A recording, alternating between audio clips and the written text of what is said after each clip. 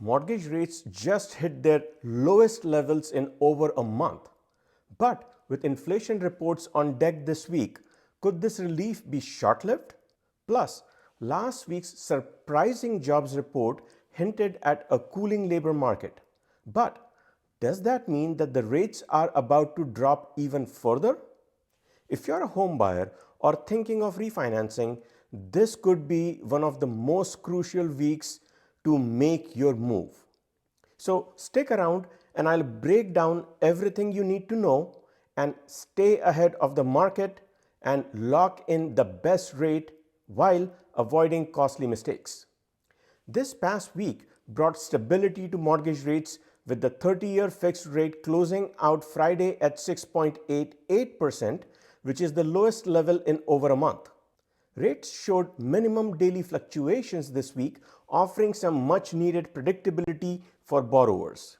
However, this stability came against the backdrop of an eventful week in economic data and global headlines. Let's break it down day by day. Monday began with a political headline driving the early market movement as martial law was declared in South Korea.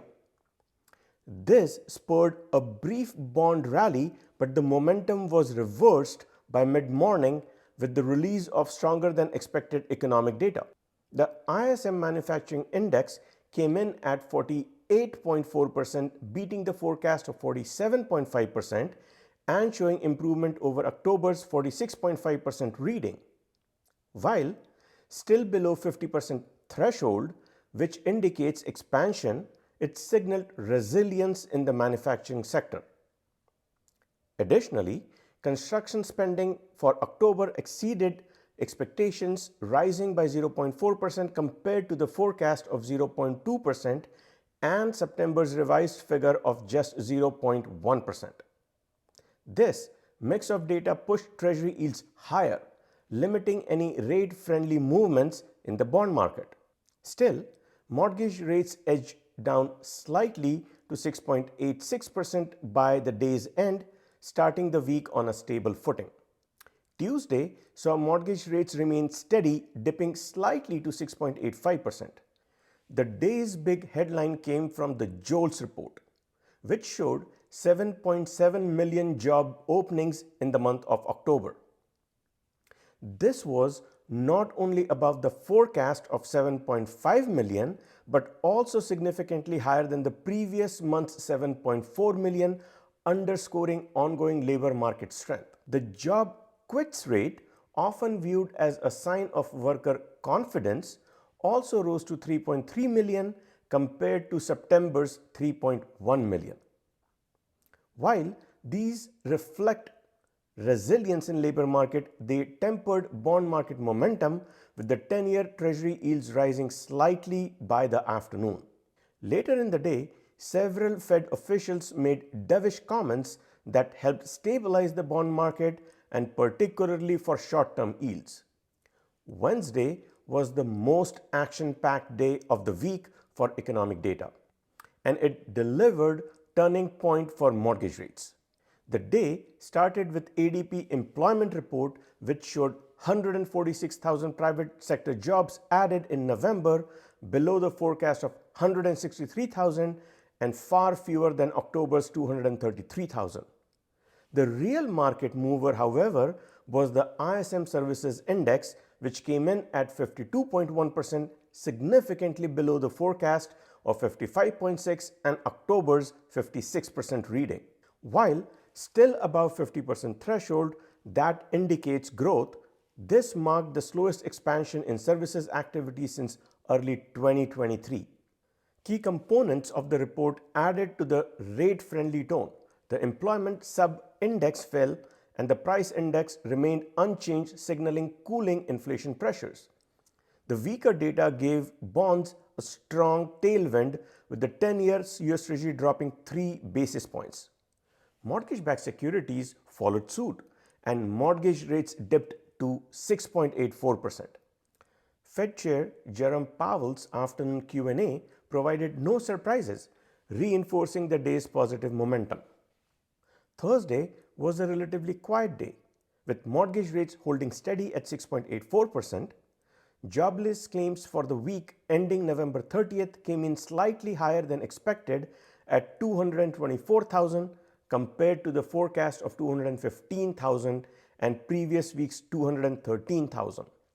However, when adjusted for seasonal factors, this was one of the slowest reading for this time of the year, reflecting ongoing labor market strength.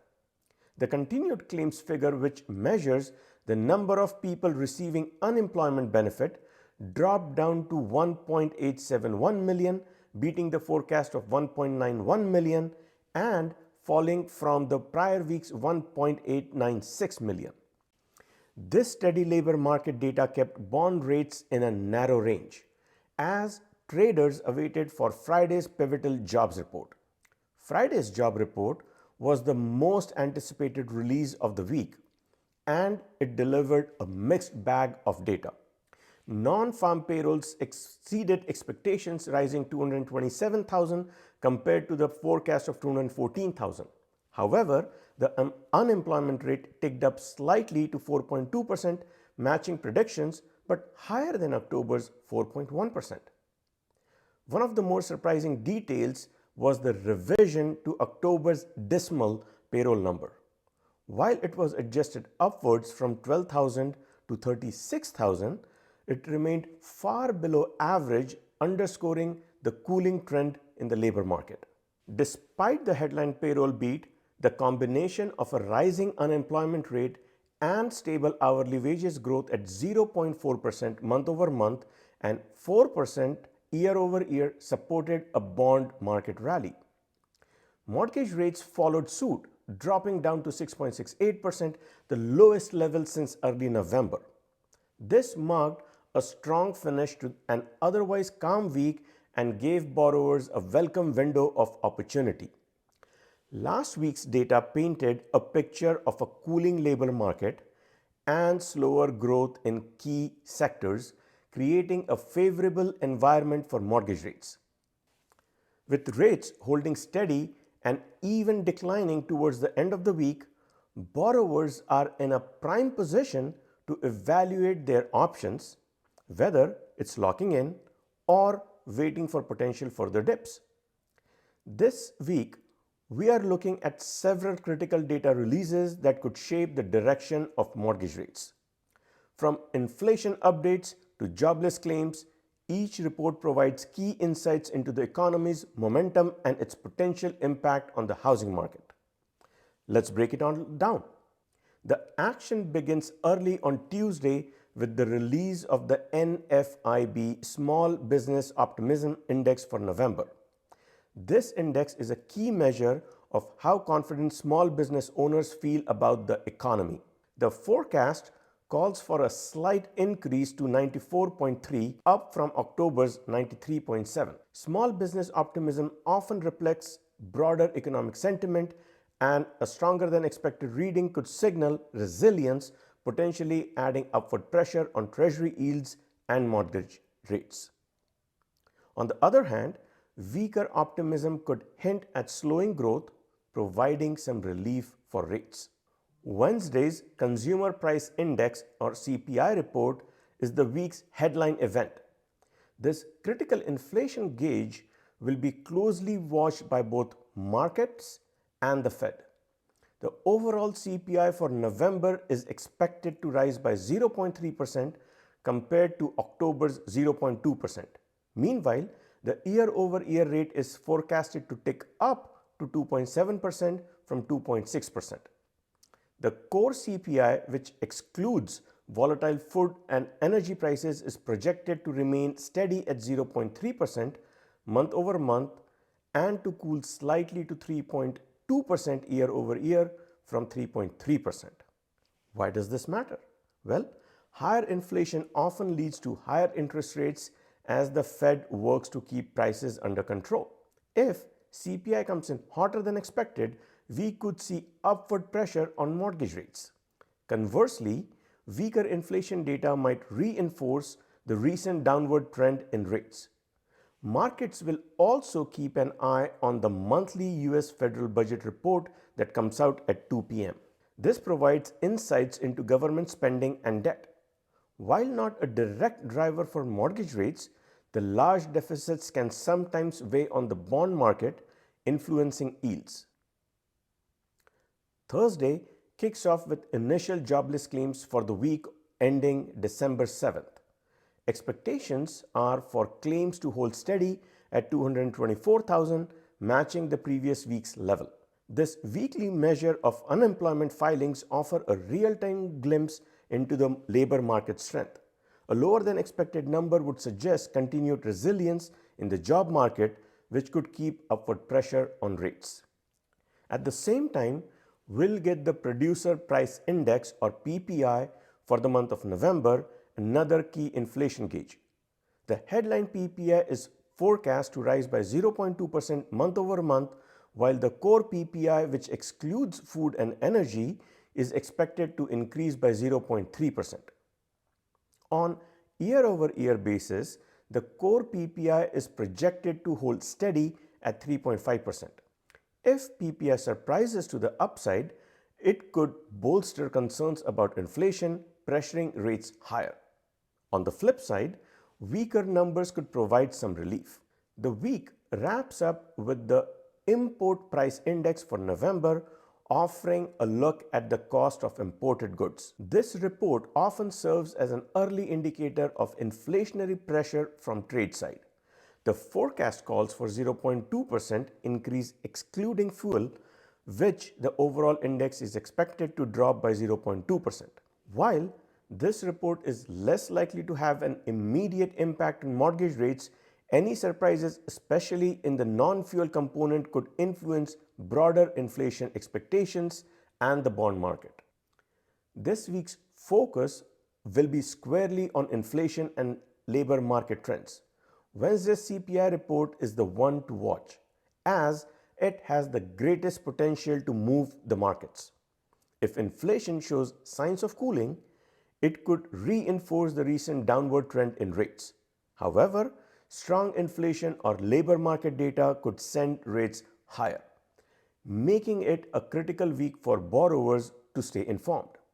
As always, keeping an eye on the day-to-day shifts in the data and markets is key to navigating your mortgage strategy.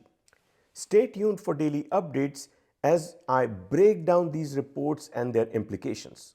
With mortgage rates closing the week at 6.68%, the lowest we have seen in over a month, this is shaping up to be an excellent time for both buyers and refinancers to take action. Let's talk about why this week offers such a unique opportunity. First, for home buyers, locking in your rate now makes a lot of sense. Rates have dropped from over 7% just a few weeks ago, and waiting longer comes with more risk than reward. The bond market has already priced in some expectations for softer inflation, so even if we see slightly lower rates after Wednesday's CPI report, the improvement is likely to be small. On the other hand, if inflation data comes in hotter than expected, rates could quickly rise, and that window of opportunity might close. Plus, as rates dip, more buyers tend to jump back into the market, which could increase competition and put upward pressure on home prices. Hence, locking in your rate now gives you some control in what is still a volatile environment. Now, if you're thinking about refinancing, this is one of the best chances you could have in weeks. If your current rate is above 7%, refinancing at 6.68% or better could lead to real monthly savings, especially if you logged in earlier this year when rates were higher north of 7%. While home buyers need to act quickly to keep up with market competition, refinancers often have a bit more flexibility. If you're refinancing and want to take a calculated risk, it may be worth waiting to see how the CPI and PPI data land midweek. Softer inflation numbers could nudge rates a bit lower, giving you a chance to lock in at even better deal. But let me emphasize that there's no guarantee. If inflation surprises to the upside, rates could climb again quickly. So the safest move is to lock in now if numbers already work in your favor.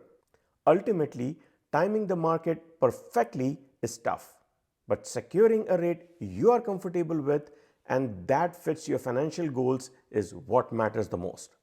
This week's calm environment won't last forever. So take the time to assess your situation and act decisively. This week is shaping up to be a pivotal week for the mortgage market. With rates holding at the lowest levels in over a month and key inflation data on the horizon, staying informed has never been more important. Whether you're locking in your rate now or keeping an eye this upcoming midweek for the CPI report, having a solid strategy is the best way to navigate this tricky market.